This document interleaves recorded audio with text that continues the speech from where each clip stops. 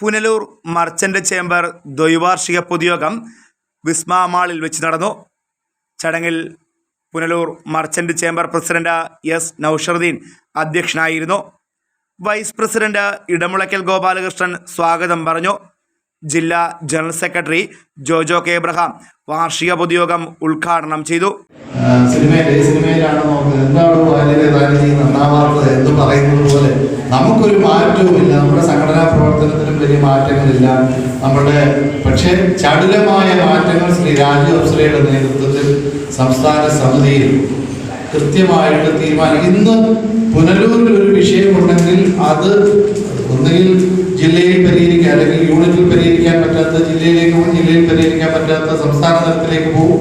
സംസ്ഥാന തലത്തിൽ അത് വേണ്ട ആളുകളുമായി സംസാരിക്കാനും രാജു അപ്സര എന്ന് പറയുന്ന അല്ലെങ്കിൽ സംസ്ഥാന നേതൃത്വത്തിലുള്ളവർ ഒരാളോട് എന്തു പറയുന്നു എന്നുള്ളത് ശ്രമിക്കാനും പൊതുസമൂഹം തയ്യാറാകുന്നുണ്ടെങ്കിൽ നമ്മൾ തിരിച്ചറിയണം, പൊതുസമൂഹം വ്യാപാരികൾക്ക് പഴയതിനേക്കാൾ ഒരു മൂല്യവർദ്ധനവ് കൽപ്പിച്ചു നൽകുന്നു, ഒരു വില വർദ്ധനവ് നമുക്കുണ്ട്.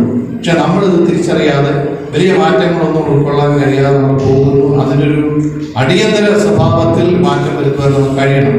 വ്യാപാര മേഖലയിൽ വലിയ മുതൽ മുടക്കൊന്നും ആഗ്രഹിച്ച് ദയവ് ചെയ്ത് ചെറുപ്പക്കാരായ ആളുകൾ ഇറങ്ങിച്ചാടരുത്.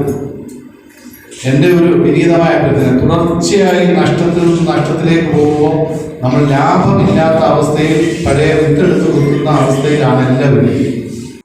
ജനറൽ സെക്രട്ടറി PC കുര്യാക്കോസ് പ്രവർത്തന റിപ്പോർട്ട് അവതരിപ്പിച്ചു.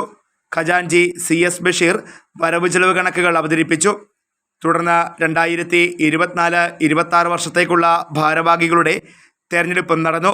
പുനലൂർ മർച്ചന്റ് ചേംബർ പ്രസിഡന്റായി എസ് നൌഷറുദ്ദീൻ, ജനറൽ സെക്രട്ടറിയായി PC കുര്യാക്കോസ്, ഖജാൻജിയായി CS ബഷീർ, വൈസ് പ്രസിഡന്റുമാരായി Ashok B Vikraman, Edamulakkal Gopalakrishnan, PB Venu, M Qureshi, Thomas Jacob, സെക്രട്ടറിമാരായി G Aneesh Kumar, Abdul Samad, Shanavas, B Shihas, advocate PR Ravikrishnan എന്നിവരെ തെരഞ്ഞെടുത്തു.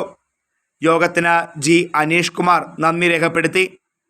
അനുശോചന പ്രമേയം വൈസ് പ്രസിഡന്റ് M ഖുറേഷി അവതരിപ്പിച്ചു. Fox TV news bureau, Punalur.